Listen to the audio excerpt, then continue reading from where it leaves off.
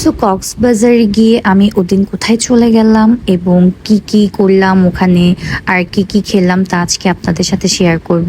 So hello everyone, আসসালামু আলাইকুম। ওদিন আমি চলে গেলাম হচ্ছে সুইটোপিয়াতে। আর তার কজ হচ্ছে টিকটকে তাদের অনেক বেশি ভাইরাল ভিডিওগুলো দেখছিলাম, কজ সবাই এত বেশি রিভিউ করছিল। সো আমি ভাবলাম আমিও একটু যেয়ে ভিজিট করে দেখেছি আসলে কেমন। তো যেমন কথা তেমন কাজ। তো এখানে এসে আমি অর্ডার করলাম চকলেট ডোনাট, দেন হচ্ছে কোল্ড কফি। আমার ভিডিওটা নেওয়া হয়নি, সো আমি পিকচারটা শেয়ার করলাম। আর হচ্ছে অরিও ডরিও কেক।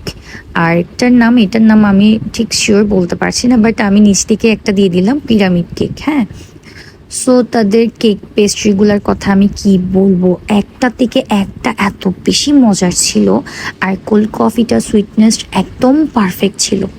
সো যারা কক্সবাজার আসছেন অথবা যাচ্ছেন অথবা গেছেন তারা অবশ্যই সুইটোপিয়া একবার হলে মাস্ট ভিজিট করবেন।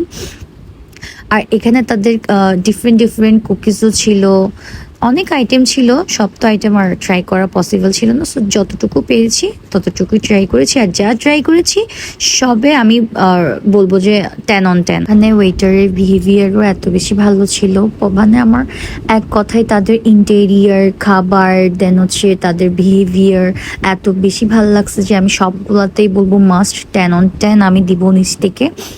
আর যারা অ্যাস্থেটিক প্লেস পছন্দ করেন পিকচার তোলার জন্য অবশ্যই সুইটোপিয়া করবেন, ভিজিট করবেন।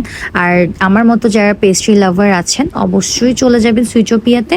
কক্সবাজার গেলে যদি আপনারা এখানে না যান তাহলে অবশ্যই আমি বলবো যে আপনারা ভালো কিছু মিস করেছেন।